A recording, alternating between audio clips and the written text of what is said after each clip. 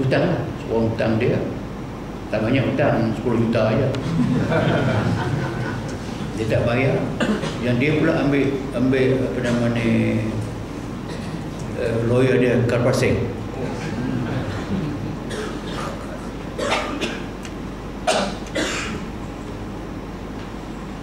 Punya teruk.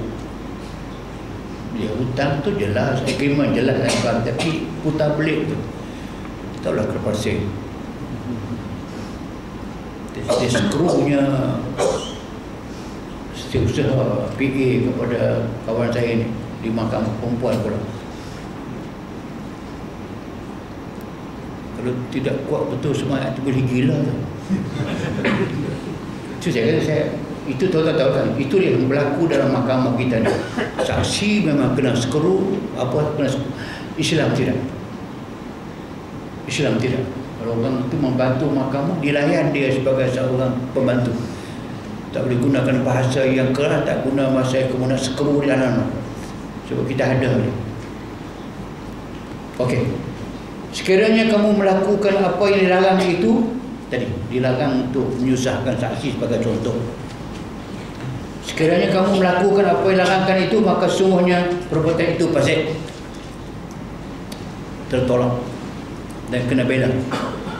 Dia melakukan fasik, maksudnya dia derhaka Allah Subhanahu Wa Taala. Dan hendaklah kamu bertakwa kepada Allah.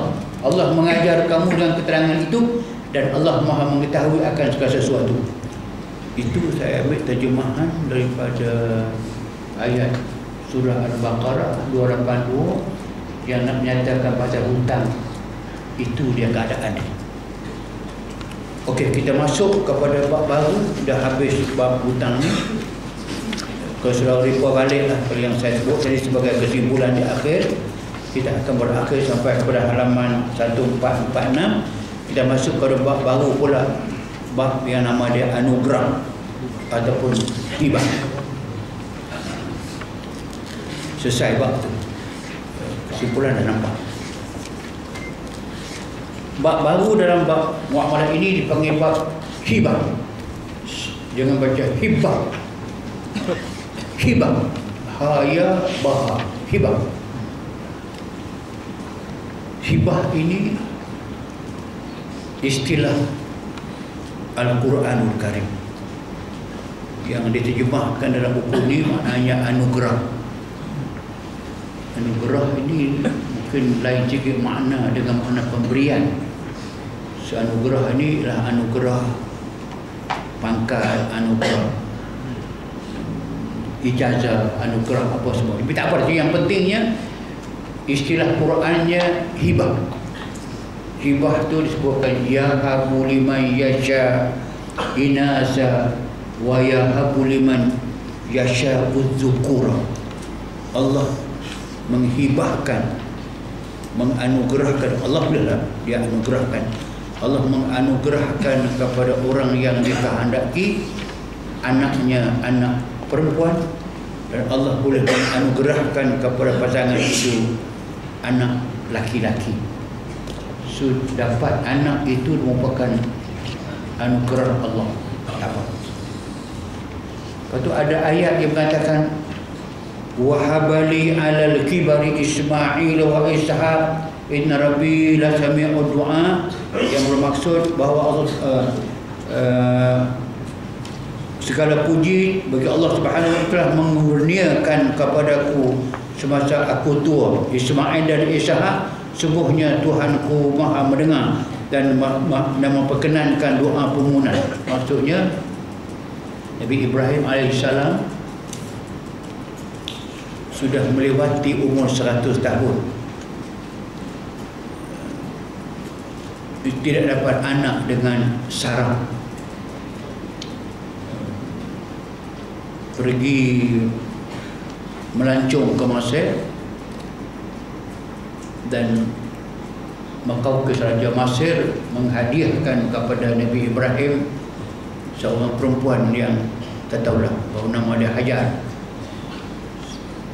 Umurnya sudah melewati 100 tahun, dan Allah kurniakan kepada Hajar seorang anak nama Ismail. maka dia memuji Allah Subhanahu wa taala dengan kata alhamdulillahilladzi wahaba. Aku puji Allah yang telah menganugerahkan kepadaku. Allah menggunakan perkataan wahaba itu. Jadi banyaklah Quran menggunakan istilah yang sama dengan menunjukkan, mengatakan bahawasanya Allah menghibahkan kepada seorang hamba dia dengan berbagai-bagai pemberian anugerah yang Allah tidak minta balas balik apa yang dibuat selain daripada keimanan kepada Allah Subhanahu wa taala. Jadi kalau itu yang berlaku, maka hibah adalah satu daripada tuntutan syarak kepada manusia untuk menghibahkan, untuk menganugerahkan apa yang dia miliki, apa yang dia sayangi kepada orang yang dia sayangi, yang nama dia hibah harta ataupun hibah yang barang emas, duit dan sebagainya kepada orang yang dia kehendaki. Jadi maka menurut hukum syarak, istilah syaraknya anugerah atau hibah ialah sesuatu kontrak yang merujuk kepada pemindahan hak milik tanpa sebarang gantian ketika masih hidup, dilakukan secara sukarela. So ini yang kita nak bahas. So faham balik bahawa hibah salah satu daripada transaksi dalam kontrak Islam, membolehkan suatu pindah milik harta atau barang yang berharga dari seorang kepada seorang dengan tidak meminta sebarang balasan daripada pemberian itu. Itu dipanggil hibah syarak. Macam tak semesti hibah itu dalam bentuk harta yang berharga banyak, atau hibah makanan pun, walaupun tak ada nama sedekah tapi ada makna hibah. Misalnya wa yut'imuna at-ta'ama 'ala hubbihi miskinan wa yatiman wa asira innama nut'imu liwajhillah la nuridu minkum jazaa'an wala syukura. Seorang sahabat Nabi, dia memang miskin ataupun tidak mewah. Bulan puasa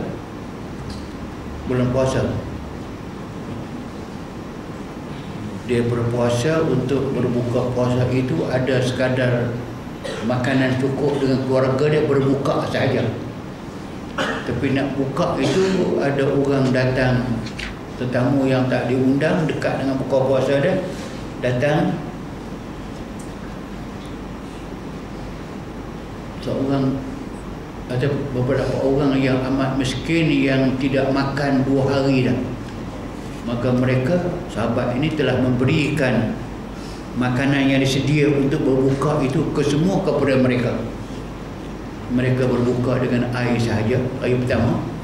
Hari yang kedua datang pula, nak buka pula, datang pula anak-anak yatim, bagi makan kepada mereka, dia tak makan, minum air. Hari yang ketiga pula, nak buka pula, datang orang yang tawanan perang, dapat lari daripada tawanan perang, jumpa dengan keluarga ini, minta makanan,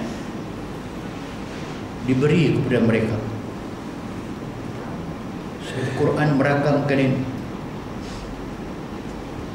wa yut'imuna at-ta'ama 'ala hubbihi.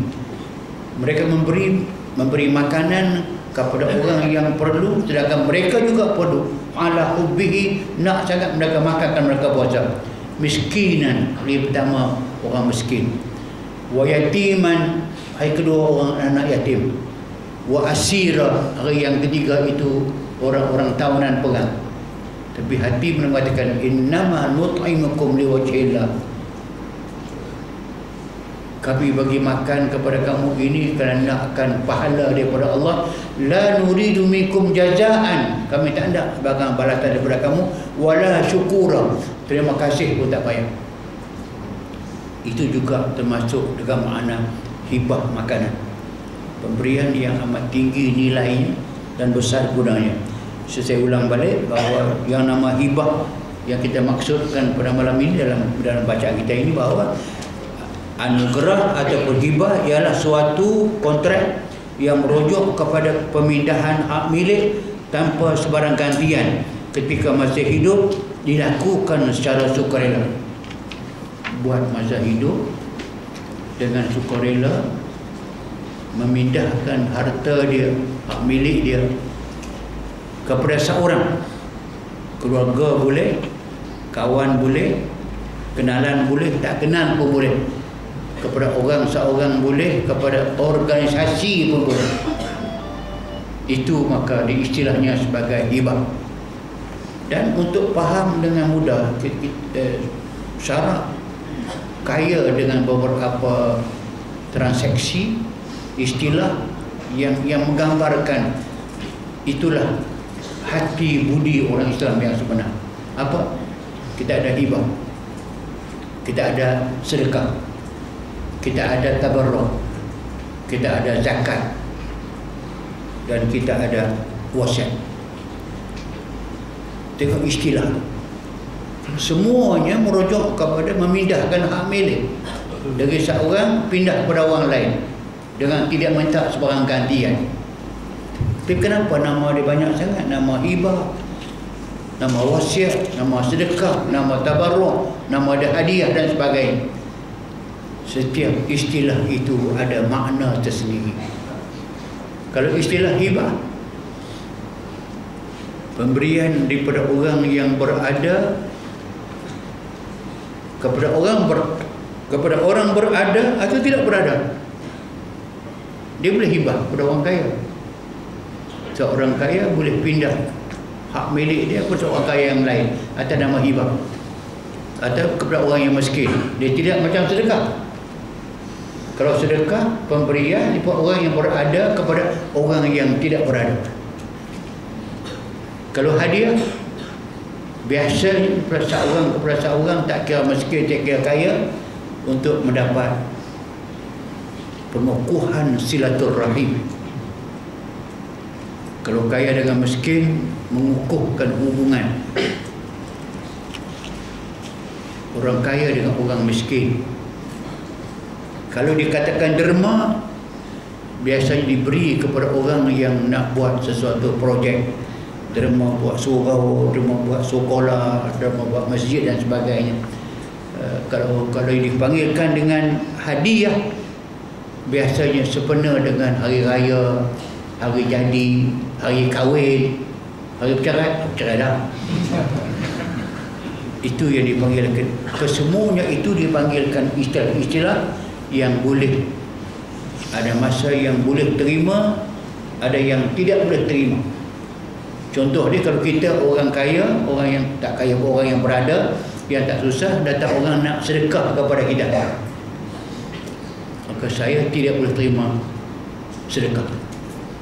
Sebab sedekah ini penerimanya adalah innamas sadaqatu lil fuqara wal masakin wal amilina 'alaiha wal gharimin wal riqab wal mu'taqulub. Ada 8 asnaf orang yang boleh terima sedekah. Nabi telah tunjuk contoh. Nabi kata, nahnu la na'kul sadaqah. Kami, Nabi dan anak pinak Nabi, Ahlul Bait, tidak boleh menerima sedekah, tapi mereka menerima hadiah.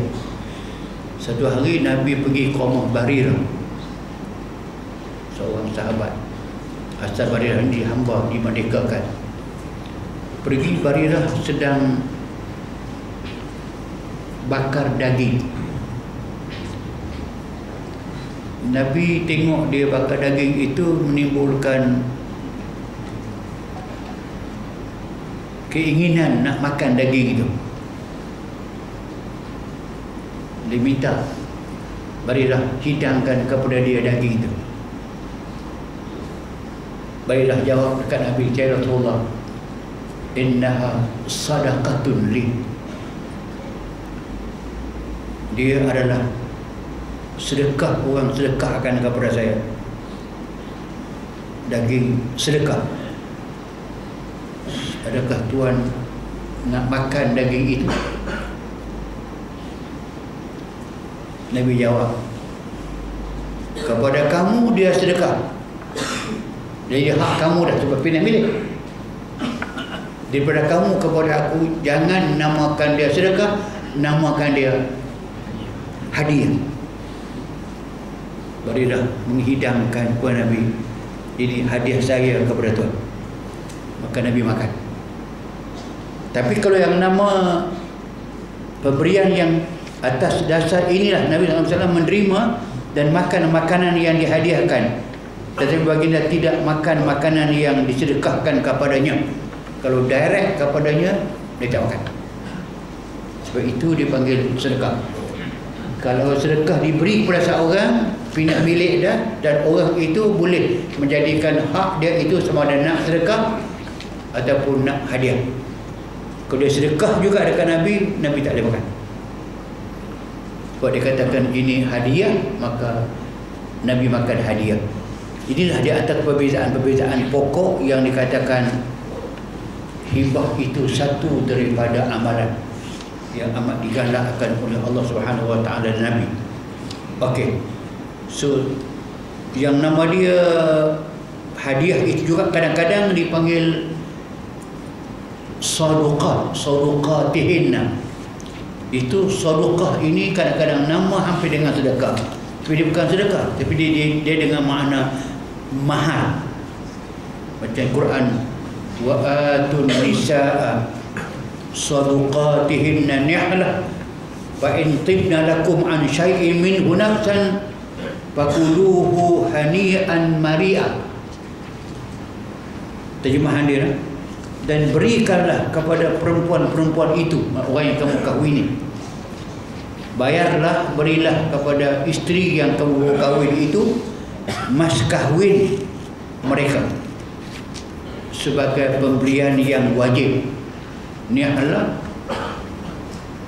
mahar disebutkan masa terima nikah atau tidak disebut, wajib bayar. Kalau sebut dipanggil al-mahrul musamma, mahar yang disebut dalam masa akad. Kalau tak sebut dipanggil mahrul misli, kena bayar juga. Banyak mana bayar, tengok mahar sebanding. Kalau dia adik, kakak berapa? Kalau dia kakak, mak saudara berapa? Mak dia berapa? Dengan perbezaan kena ambil kira dah. Kalau mak dia berkahwin 40 tahun dulu, ketika itu saya kahwin, mas kahwin saya RM25 saja. Pula RM25 mahal. Ikan kembung tak boleh beli. Okey, tengoklah. Tapi yang penting saya sebut balik, yang itu Quran sebutkan wa atun nisaa sadaqatihinna nihlah. Disebut sedekah macam sedekah, tapi ini disebutkan sedekah, pemberian macam sedekah, tapi dia lebih dekat dengan makna mahar. Bayar dia sebagai nihlah, sebagai pembayaran wajib. Okey, ini ada isu.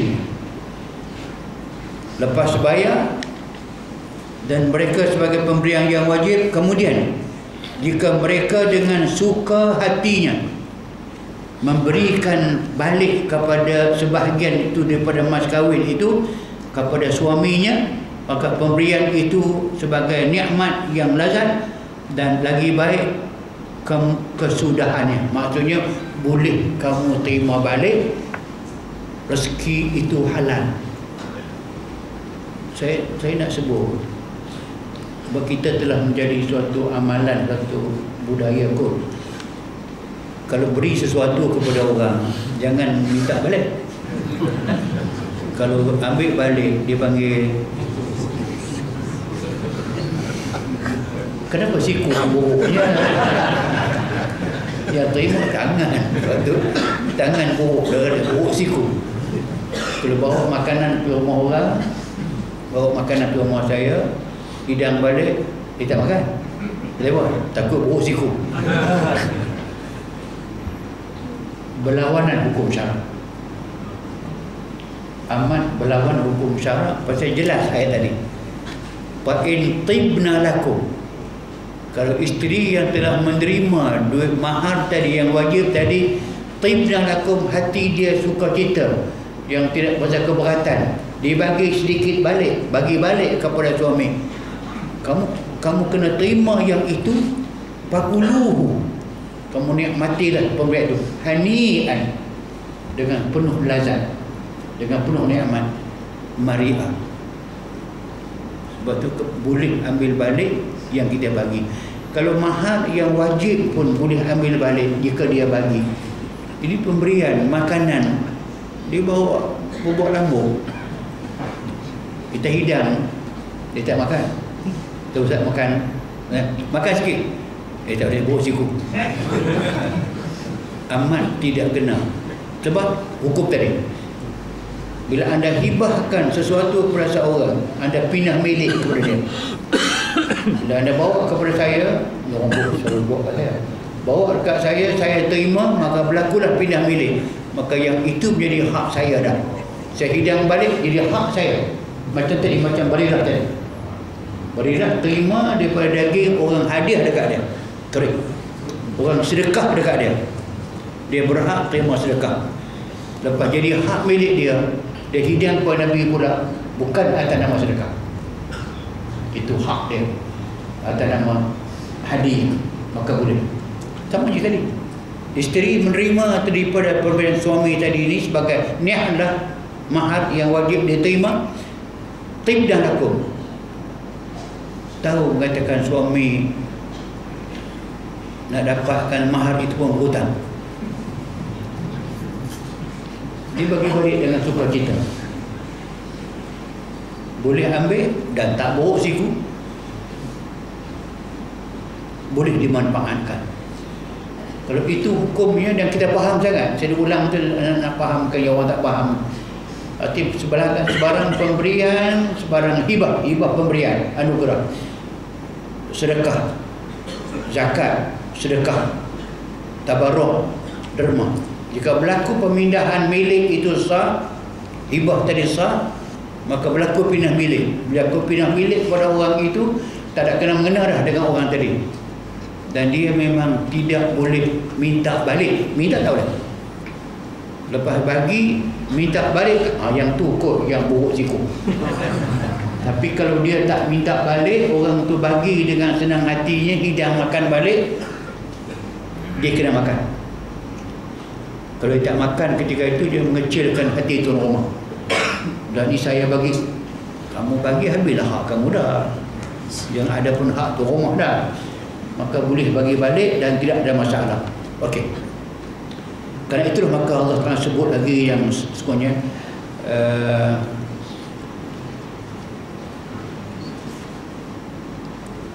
sunnah. Tadi sebut Quran, sebut hadis, tapi ada khusus dalam sunnah Nabi SAW. Nabi menganugerahkan berbagai-bagai anugerah kepada isterinya, kepada sahabat-sahabatnya, sebagai suatu tanda mengatakan bahawa ini adalah amalan yang digalakkan. Terutama Nabi telah memberi kepada jiran-jiran terdekat dia, walaupun jirannya bukan Islam. Contohnya, ini ada hadis diriwayatkan oleh Bukhari dan Muslim. So kita dapat merasakan kalau hadis Bukhari, hadis Muslim dipanggil muttafaqun alaih, hadis yang amat sahih, tak ada sebarang keraguan. Dan hadis Nabi menyebut Rasulullah SAW berjiran dengan orang Ansar, dan mereka mempunyai manihah, anugerah. Mereka memberikan susu kepada Rasulullah SAW, bagaimana memberikannya kepada kami untuk minum. So Nabi ada jiran. Nabi ada jiran orang Yahudi, ada jiran orang Nasrani, ada jiran orang Ansar, jiran orang Islam. Itu jiran. Siapa ada jiran ni? Jangan faham jiran itu orang yang immediate dekat rumah kita. Jiran dalam Islam, jiran, hakul jiran diukur dengan waktu sunyi tengah malam berdua pagi, anda pekik daripada rumah anda tu, dah tolong. Sejauh mana suara boleh dengar? Tak pakai mikrofon lah. Lagi mereka suara pasal mikrofon tak idea lah. Tengah malam lagi sekali anda bermasalah, anda pekik tengah malam tak tolong, suara anda dengar jauh mana? Dalam keadaan biasa, keadaan normal. Kalau berjerit waktu petir sedang bunyi, gugup topan Sandy dalam rumah tak dengar. Ambil waktu normal ada pekik begitu, sejauh mana yang orang tu boleh dengar, orang itu jiran anda, jiran,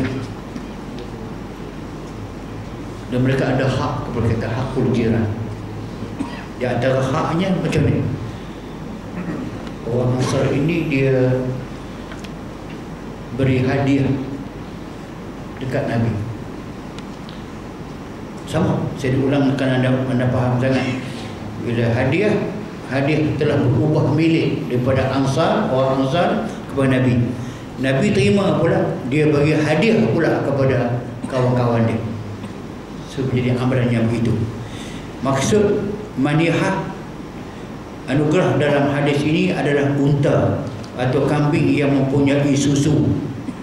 So, yang mereka bagi itu bukan bagi sebarang yang sikit, bagi unta yang telah ada anak yang boleh diperak susu. So Nabi perak susu, jadi dia bagi kepada para sahabat. Yang paling banyak Nabi bantu, sudah bayangkan bahawa dalam Masjid Madinah itu ada penjuru di belakang tu, satu penjuru didiami, tinggal dalam tu 86 orang sahabat. Nama dia semua cukup. Orang tu dipanggil Ahlus Suffah. Ahlus Suffah ini, Suffah maksudnya orang yang mengkhususkan diri mereka untuk berkhidmat kepada Allah, kepada Islam, duduk dalam masjid. Mereka itu tidak ada tanggungjawab dengan keluarga. Tahu besar banyak ni. Bila dalam tu Abu Hurairah dalam tu banyak 80 orang. Mereka ini dapur tak ada, makanan tak ada, semua duduk tawakal Allah Subhanahu Wa Taala. Ada makan, tak ada puasa. Sampai Nabi sendiri pun pernah pergi join mereka. Mereka berzikir, baca Quran, mereka ingat hadis dan sebagainya. Nabi pernah join mereka, tidur sama dengan mereka, nak mengatakan bahawa orang yang macam ini kena ada dalam Islam. Al-Suffah, ada tarikat, katakan begitu. Orang yang berzikir Allah kena ada. Inilah orang yang tadi jika datang apa-apa hadiah dekat Nabi, Nabi beri mereka makan. Satu hari Nabi balik ke rumah Aisyah setelah melalui golongan Suffah, ramai 80 orang, 26 orang. Sampai ke rumah, tengok ada susu. Aisyah, susu mana ni? Dia kata jiran hadiah kepada kita. Oh, boleh kita panggil orang Suffah minum sama? Aisyah senyum ya. Sebelah je. Panggil. Nabi keluar panggil Suffah. Maka penuhi. Suffah memang panggil, isyarat aja sampai. So pegang, minum. 86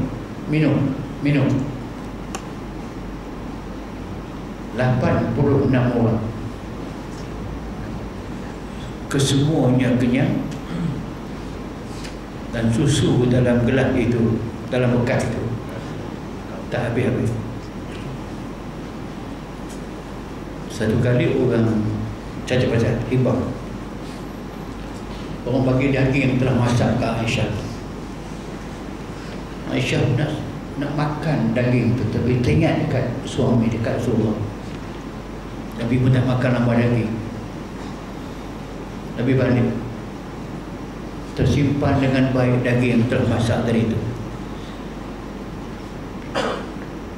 Aisyah persilakan Nabi duduk makan. Nabi tengok saja, Allah sedapnya. Kesian ada sopa tak makan lama. Sepinggan keluar pergi, kita ada daging yang sedap, aku mari makan. 80 orang semua datang makan daging hanya satu pinggan. Semua boleh makan dan semua kenyang. Itu saya kata, amalan macam inilah yang tu maksud dalam mukjizat. Tak apa. Tapi yang penting saya mengatakan bahawasanya pemberian hibah amat digalakkan jiran ke jiran. Kita beramal ni suka khasnya ke bulan puasa. Dan buka puasa bawa semangkuk bubuk pergi jiran sebelah, jiran bayar balas balik dengan gulai dan sebagainya, buah, balas buah. Itu bukan biasa. So ada hadis yang ya nisa al-muslimat la tahqiranna jaratun li jaratiha walau birsani syatin. Nabi sebut, wahai perempuan-perempuan muslimat, janganlah kamu menghina seorang jiran kamu walaupun dia menghadiahkan kepada kamu pirsana syah, tulang kaki kambing yang tidak ada daging. Pirsan juga maknanya tulang-tulang lain yang tak ada daging, tulang yang benar-benar tulang. Itu yang panggil sup tulang tu. Jangan kamu terima dan terima kasih dekat dia. Kalau dia bagi sebuah barang yang tidak bernilai begitu pun, jangan kamu hina dia. Jangan kata apa tulang macam ni, anjing pun tak makan. Jangan la takir, jangan kamu hinakan. Hadis ini bermaksud seorang jangan memperkecilkan pemberian jirannya sehingga sanggup menolaknya walaupun pemberian itu hanya merupakan pirsin. Pirsan itu maksudnya tapak kaki kambing bahagian hadapan. Tapak kaki kambing hadapan. Sup ni bukan sup tapak kaki, sup kaki ke sesuatu. Tapi nak apa kata, kalau dia sanggup berbuat demikian kepada kamu, kamu terima dan jangan hina dia. Itu mesejnya. Nabi pernah sebut hadis yang seterusnya, hadis juga diriwayatkan daripada Bukhari Muslim, "Lau du'itu ila dira'in aw qura'in la ajabtu wa law uhda ilayya dira'un aw qura' la qabiltu." Jika saya dijemput untuk makan lengan atau betis. Lengan atau betis ni tulang yang tak ada daging. Betis lembu yang kita kurban boleh tak apa ada daging dia. Walaupun begitu Nabi kata, saya akan menerimanya.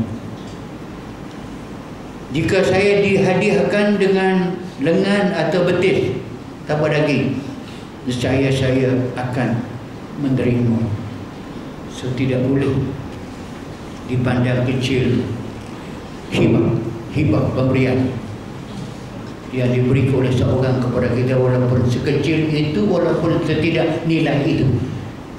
Tapi walaupun jangan berlaku demikian. Sebab tu Nabi katakan, tidak beriman salah seorang daripada kamu sampai kamu hadiahkan kepada orang barang yang paling kamu kasihi, yang paling sayang sekali. Paling sayang beramai, boleh bagi ya, kalau boleh bagilah, bukan kita mesti bagi. Okey, yang pentingnya itu hibah besar sangat gunanya dalam konteks kemasyarakatan, khasnya jiran. Seperti yang Nabi sebut, dikatakan mazal Jibril yusini bil jar hatta dhanantu annahu sayuwarrisuni. Setiap kali bila datang Jibril ke rumahku menyampaikan wahyu, habis wahyu dia nak berpisah dengan aku, Jibril mewasiatkan kepada aku jaga kepentingan jiran, berbaik dengan jiran. Tiap-tiap kali sampai Jibril ke rumah aku, sampai wahyu kepada aku nak balik, dia suruh ingatkan aku jaga jiran. Sampai Nabi kata, aku macam menjangka akan turun ayat seorang jiran jika dia mati, harta dia boleh dipusakai oleh jiran, tapi sebab akhirat pun tidak. Allah beri hak kepada jiran untuk mempusakai harta si mati. Tapi yang pentingnya tadi yang dikatakan jangan menghina jiran. Kalau aku dibagi daging tanpa tulang, tulang tanpa daging, bagi daging tanpa tulang, itu bagus. Jangan bagi tulang tanpa daging. Orang sekarang baru tahu kaki lembu dia kita buang orang itu buat sup kaki lembu. Kau yang pandai buat memang cukup tinggi nilai dah.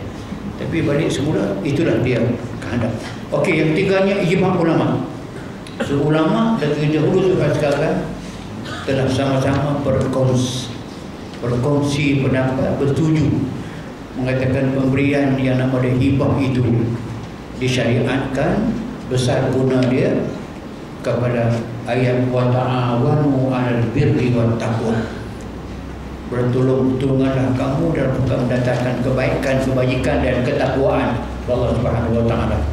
Okey, yang terbaik sekali anugerah ini dalam buku kita ini, anugerah kepada saudara mara. Dia balik kepada wa atidal qurba haqqahu wal miskin wa sabil. Anugerah yang terbaik lagi adalah anugerah seorang itu bagi utamakan keluarga dia dahulu yang memerlukan kepada anugerah, kepada hibah. Sebab kita nampak hikmah dia, kalau ada keluarga dia yang susah, dia tak bagi, dia beri kepada orang lain yang bukan keluarga. Yang kita bahasa lama tu, kita panggil gegar di hutan, dia bagi susu, anak di pangkuan dia mati kelaparan. Nak mengelak daripada adanya bahasa yang macam tu, anak dia susah, dia tak bagi, dia bagi kepada orang lain, sepupu dia, pak saudara dia dan sebagainya yang susah, dia tak bagi, dia bagi kepada orang lain. Itu wa'atidal qurba haqqahu, utamakan dengan dawil qurba. So tak anugerah surah malam. Anugerah kepada keluarga ataupun kepada orang yang memerlukan kepada bantuan, hibah dari pemberian, pindah hak milik dengan tanpa syarat tadi itu adalah salah satu daripada amalan yang Nabi sebut yang boleh memanjangkan umur dia. Man sarrahu an yubsata lahu bi rizqihi aw yus'alahu bi asrihi falyasil rahimah. Sesiapa yang hendak supaya rezeki dia Allah permurahkan dan umurnya dipanjangkan, maka dia buat baik kepada keluarga dia ataupun kepada jiran dia ataupun kepada kawan-kawan dia dengan cara hibah dari satu di antaranya. Bila dengar cerita kita umur panjang, so bolehkah kita minta Allah panjangkan umur? So jawapan dia boleh. So umur kita ada dua.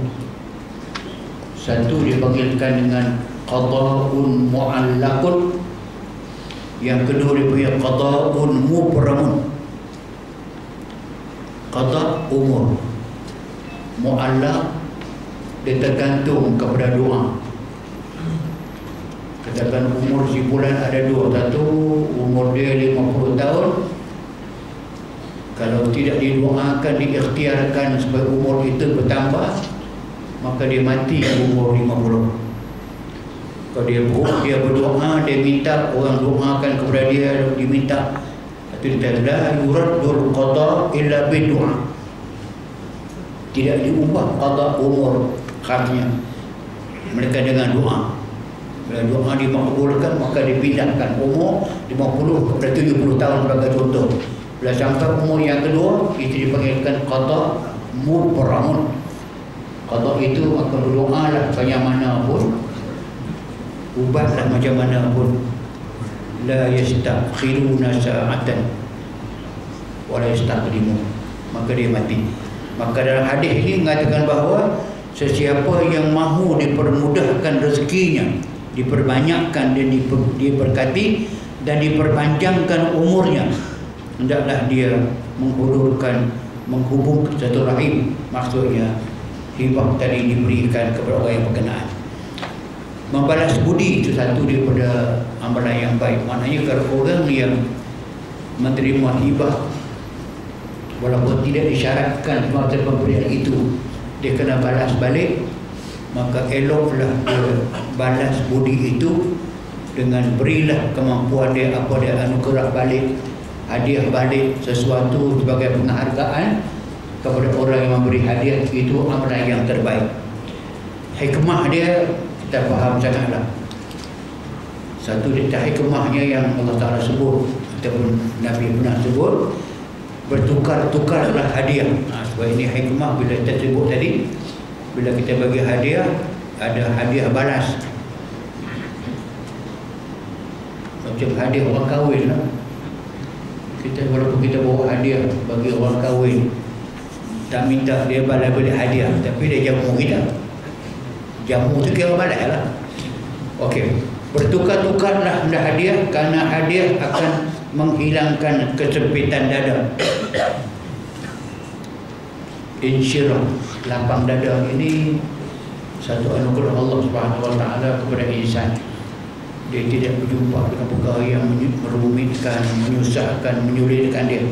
Itu boleh berlaku dengan lapang dada ini, dengan tadi, dengan yang disebutkan sebagai hadiah ataupun anugerah ataupun hibah yang diberi dan dibayar balik ataupun dibalas balik anugerah itu.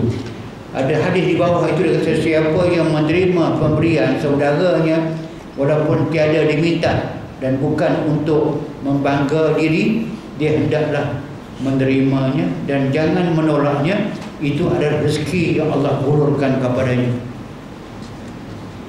So pemberian kena terima walaupun tidak senilai mana, dan hendaklah dihargai. Itu syarat. Tengok sebagai contoh lain pula, bahawa ada hadis Nabi katakan dia telah menghadiahkan seekor keledai liar kepada Rasulullah SAW. Ketika itu baginda sedang berada dalam di abuah ataupun di wadan, baginda menolaknya. Namun apabila melihat raut mukanya, baginda bersabda, saya tidak menolaknya selain kerana saya sedang bererak. Di maknanya berlaku satu peristiwa, Nabi sedang dalam perjalanan untuk pergi buat umrah. Sampai satu tempat, ada orang hadiah dekat Nabi itu keledai liar. Keledai liar ini keledai yang ketika itu masih tidak diharamkan makan daging keledai. Boleh terima, boleh sembelih, boleh makan. Tapi Nabi tak terima. Dia tak terima. Orang yang pemberi hadiah tadi itu mukanya berubah dari muka riang kepada muka yang luka cita. Sudah Nabi nak tenangkan dia balik, dan saya tolak itu bukan kerana tak mau terima. Tapi saya dalam umrah, tak boleh terima dalam macam ni. Kerana biasa saya terima. Maknanya kalau ada nak tolak, ada sebab yang munasabah, maka boleh tolak. Tapi hukum asalnya hendaklah diterima. Itulah di antara perkara-perkara pokok yang saya sebut pada malam ini untuk kita faham hibah, dan kita akan lanjutkan dalam bulan akan datang yang akan saya habiskan bab hibah dalam insyaAllah akan datang. Sekian, terima kasih, dan kita ada soalan untuk saya jawab.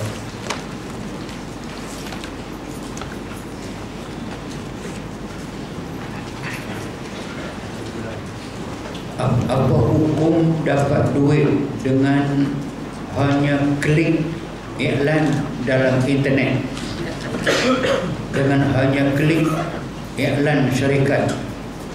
Pengiklanan tersebut membayar dengan sejumlah wang ringgit. Klik dan lihat apa hukum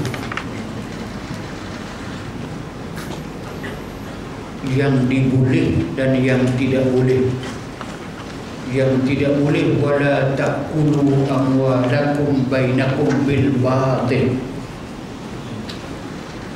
Mendapat uang dengan cara yang batil, batil tipu, batil kecoh, batil tidak sah, dia tidak reda bagi duit itu kita ambil dengan cara paksa. Itu yang tidak boleh. Tapi iklan perniagaan dia menawarkan dengan satu, dia mesti untung juga. Ada untung, dia untung, dia win-win situation. Dan barang tu dia bagi pun dengan kerelaan diri dia, klik dan dapat ada untung cara dia. Itu pada saya adalah termasuk wang yang halus. Apa hukum rokok? Ini dah okey, yang pentingnya bahawa asas pertamanya, rokok itu begitu lama dihukum dengan makruh. Di zaman Nabi, zaman sahabat, zaman tabi'in dan tabi'ut tabi'in, semuanya menghukum rokok itu makruh. Itu semua orang tahu. Saudi yang mula mengeluarkan hukum rokok itu haram dalam tahun-tahun, saya dalam awal 80-an. Lepas itu Malaysia sampai ke Malaysia pun telah menghukumkan rokok itu haram. Itu telah dikeluarkan lepas tu sebab dia kemudaratan. Tapi yang besar sekali dikaitkan rokok itu dengan company yang menguruskan penjualan rokok itu adalah company Yahudi. Dan keuntungan rokok itu daripada banyak juta. Dan wang yang untung banyak itu dia gunakan balik untuk menekan orang Islam, buat senjata perang orang Islam. Maka sebab itu maka akhirnya hukum dia haram. Saya peminat pengumpul barang-barang lama, termasuk duit-duit lama. Saya membeli duit-duit lama dengan nilai yang lebih tinggi. Adakah ia termasuk dalam amalan riba? Ya, dia riba. Kalau duit itu duit Malaysia dengan Malaysia, lama barunya sama nilai. Kalau anda ada duit lama yang dia ada RM10, sekarang pergi beli barang tetap harga RM10. Lama baru pun harga yang sama, maka anda boleh bertukar barang, harga tidaklah sama. Kalau anda lebih, maka itulah yang dipanggilkan az-zahabu bil-zahabi wal-fiddah bil-fiddah wal-mah bil-manhi yadan biyadin. Mestilah barang itu sama dan terus-menerus bagi. Kalau anda beli dengan harga yang tinggi daripada nilai dia, maka pastilah dia adalah riba dan jangan buat demikian. Benarkah disunatkan tidak memotong kuku dan cukup rambut daripada 1 Zulhijjah sehingga masa kurban bagi orang yang berkurban? Ini soalan sebelum raya itu. Bila raya dah saya dah masuk dalam khutbah saya tadi. Memang hadis sahih, Nabi katakan sesiapa yang dia berniat nak kurban masuk 1 Zulhijjah, dia tidak boleh potong kuku dia, kuku orang tu, dan tak boleh potong rambut, cukur rambut sampailah kepada kurban itu dilaksanakan. Bukan wajib dan bukan haram, sunat saja. Nak potong juga, potong. Kenapa? Kerana niat nak berkorban itu menghalang anda daripada potong rambut dengan kuku, mengingatkan kepada penantian tak boleh nanti sampai buat kurban. Intizarul ibadati ila ibadatul, menunggu melakukan ibadat sudah merupakan ibadah. Dia sepanjang 10 hari dah dapat pahala. Itu satu. Yang kedua, binatang yang dikurbankan itu akan datang balik kepada anda pada hari kiamat dalam bentuk pahala. Sampai anda nampak kukunya pun dibawa sama, bulu dia pun dibawa semua kepada kita, dan tiap-tiap bulu itu diberi pahala satu sedekah. Kerana itu maka yang dilarang, kuku jangan potong, rambut jangan potong. Kalau potong hidung boleh? Operation boleh. Pasal apa dulu ni? Sebab ada di Nabi, mereka binatang akan datang kepada kamu dengan bulunya yang